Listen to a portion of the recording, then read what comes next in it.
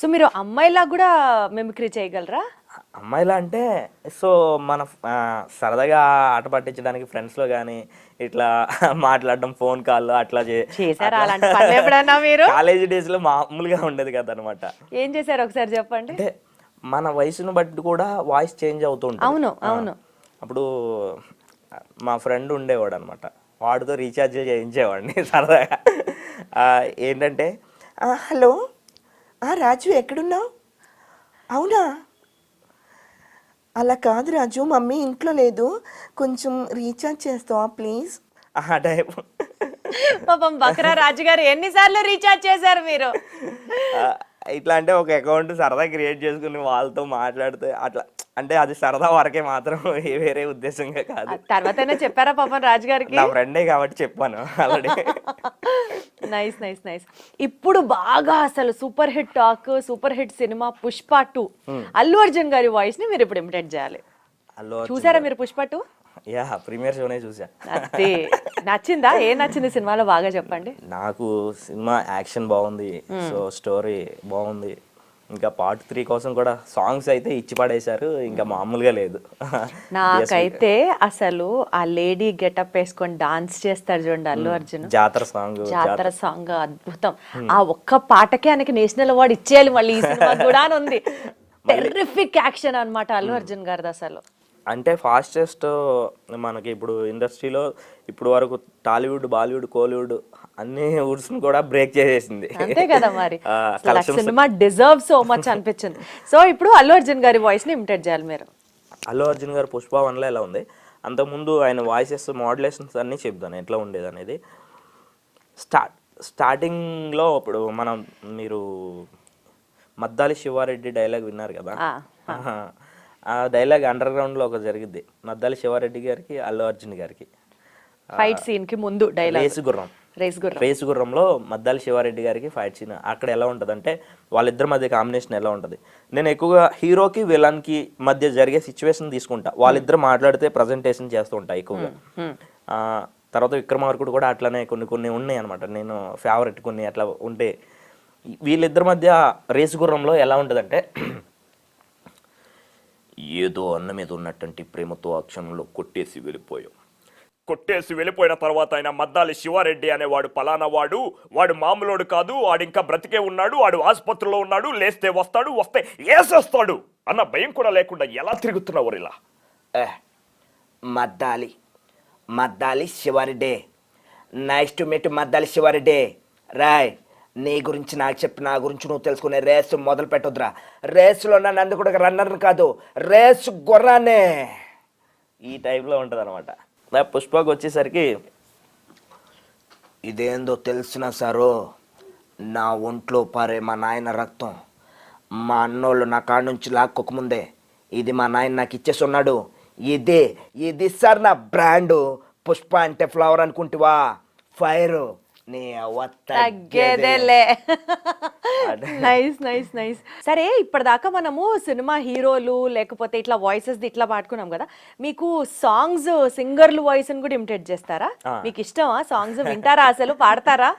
Songs పాడుతాను అప్పుడప్పుడు. అంటే నేను ఎక్కువ ఏదంటే మిమిక్రీ ఆర్టిస్ట్ అనేసరికి మేము సాంగ్ విన్నా సరే ఇందులో సింగర్ వాయిస్ ఎట్లా ఉంటుంది, ఇట్లా చేయాలి, ఎట్లా ప్రాక్టీస్ చేయాలి, ఆ థాట్లోకి వెళ్ళిపోతాం అనమాట. ఓహో, అక్కడ సింగర్ వాయిస్ని కూడా మిమిక్రీ చేయాలని అనుకుంటారు కానీ సాంగ్ మీద ఫోకస్ ఉండదు. అంతే కదా, ఎవరు చేసేది వాళ్ళదే కదా. అట్లా అనుకుంటాను. కొంతమంది సింగర్స్ పాడుతూ ఉంటారు అనమాట. ఇప్పుడు చక్రి గారు తెలుసు కదా మీకు, ఆయన పాడే విధానం వేరేలా ఉంటుంది, డిఎస్పి గారు పాడే విధానం ఒకలా ఉంటుంది. చక్రి గారు అనుకోండి, నిన్నే నిన్నే నిన్నే నిన్నే నిన్నే दिल से इसका किया तुमसे राये राये राये राये राये राये ఇనవా ఏందే నీ గొడవ. ఇట్లా ఈయన ఈ విధంగా ఉంటుంది అనమాట. అదే మన డిఎస్పి గారు, ఆయన ఆడియో లాంచ్లో మీరు చూస్తూ ఉంటారు రెగ్యులర్గా. సో ఆయన ఆడియో లాంచ్లో పాడే విధానం, ఇప్పుడు మనకి రికార్డింగ్ అవుట్పుట్ ఒకటి, ఆడియో లాంచ్లో ఆయన అప్పుడే స్ట్రెస్ హైపర్ ఉంటారు అసలు. ఇప్పుడు బాగా డాన్స్ చేసి ఉంటారు కదా, ఆయన పాడే విధానం, మాట్లాడే విధానం ఎలా ఉంటుందంటే, హలో హై ఎవ్రీబడి, ఓకే ఏంటి బాగున్నారా? ఓకే దీప్తి గారు నమస్తే అండి, బాగున్నారా? నమస్తే సార్. ఓకే నిన్న చూడగానే చెట్టు గుండె గట్టిగానే కొట్టుకున్నదే, అదేమిటే నిన్ను చూడకుంటే రెండు కళ్ళు ఒకటినొకటి తిట్టుకున్నాయి, అదేమిటే. ఏంటి బామ్మగారు బన్నీ కావాలా? నీటిలోని చేపొచ్చి నేల మీద పడ్డట్టు మంచము గిల్లా గిల్లా కొట్టేసుకుంటుంది డార్లింగ్, వస్తున్నా డార్లింగ్. ఏంటి ప్రభ మీకోసమే ఎప్పుడు ఏంటి బన్నీయా?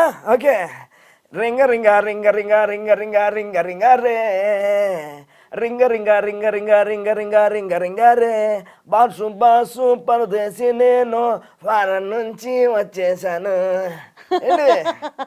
కమాన్ DSP rock the star, DSP rock star. ఈ పాటలు ఓకే, మీరు అంటే మ్యూజిక్ డైరెక్టర్స్ పాటలు, సింగర్లు పాటలు ఇవన్నీ కాకుండా వాళ్ళు పాడే పాటతో పాటు వాయిస్ ఇమిటేట్ చేయాలంటే సూపర్, అసలు మీరు వేరే లెవెల్ అంతే. కానీ పాట అంటే ఈ విషయం మిమ్మల్ని అడగాలి. ఇప్పుడు సోషల్ మీడియాలో ఫుల్ ట్రెండ్ అవుతుంది చూడండి, స్టైల్ మారిందా నీ రూట్ మారిందా, ఆ సాంగ్ ని తీసుకొని కే పాల్ గారు ఎలా పాడతారో పాడాలి ఇప్పుడు మీరు. ఓకే ఇంత ఇన్ని ట్విస్ట్ ఇస్తారు అనుకోలేదు మీరు, నాకు మీరు అట్లుండేది మనతోని. ఓకే కే పాల్ గారు మన స్టూడియోకి వచ్చారు, వచ్చి పాడుతున్నారు. ఏ విధంగా పాడతారు? చాలా సంతోషము, చెల్లమ్మ అడిగింది నా గురించి కాదండి, మొన్నే అమెరికా వచ్చింది, వైట్ హౌస్కి వచ్చింది, వచ్చావా రాలేదు? వచ్చాను వచ్చాను వచ్చాను. నా బ్లెస్సింగ్స్ ఇచ్చాను కాబట్టి ఈ రోజు ఐ డ్రీమ్ లో ఉందమ్మా. అబ్బచా ఏంటి నిజం చెప్పాలి, అబద్ధాలు చెప్పొద్దు.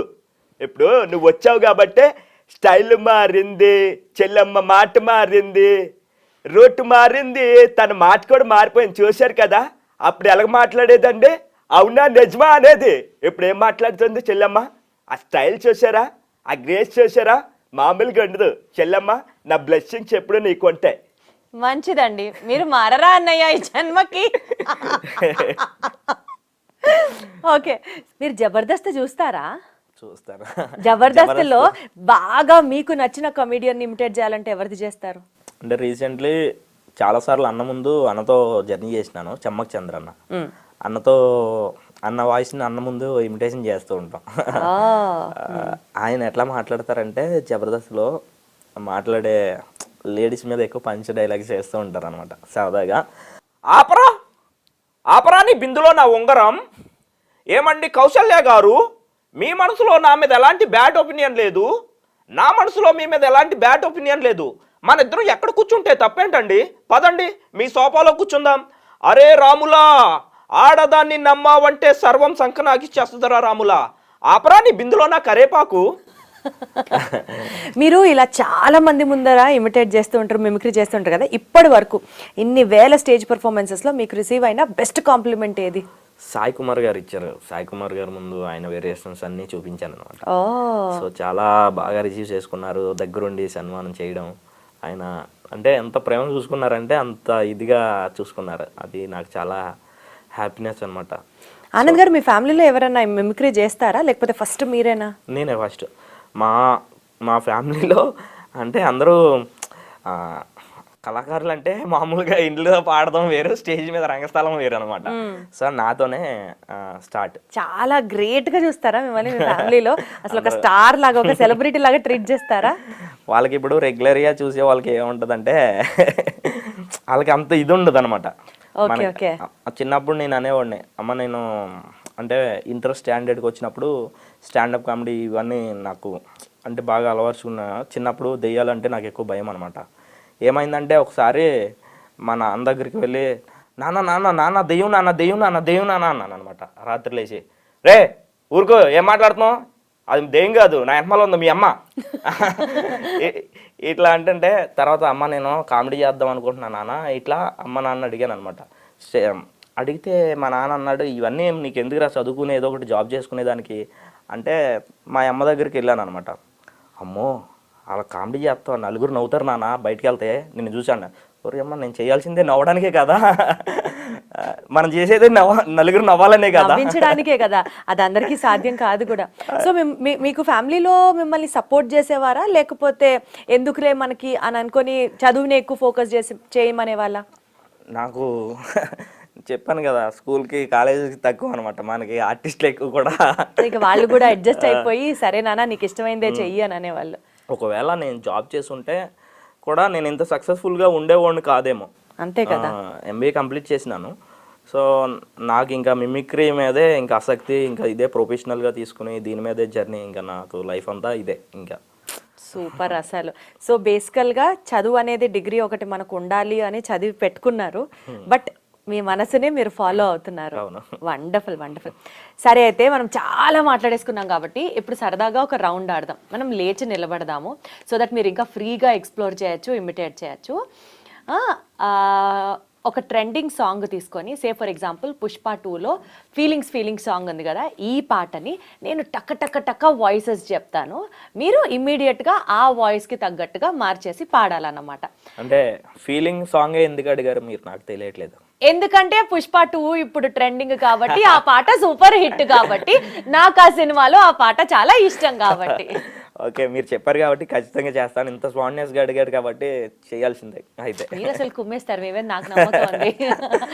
స్టార్ట్ చేద్దాం అయితే. ఖచ్చితంగా. ఓకే. సో ఆనంద్ గారు, బేసికల్గా నుంచోని ఎందుకు చేస్తున్నాం అంటే ఈ సెగ్మెంట్ మీకు ఇంకొంచెం ఆ బాడీ మేనరిజమ్స్ అవన్నీ కూడా బాగా ఎస్టాబ్లిష్ అవ్వాలి అన్నది పాయింట్.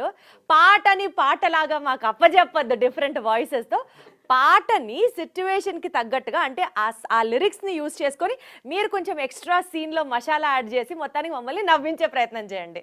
ఓకే, తప్పకుండా. స్టార్ట్ విత్ ముందుగా ఆ ఫీలింగ్స్ సాంగ్లో లిరిక్స్ తీసుకొని చంద్రబాబు నాయుడు గారు కనుక ఒకవేళ మాట్లాడితే ఏం చెప్తారో మన ఆనంద్ గారు చేస్తారు ఇప్పుడు.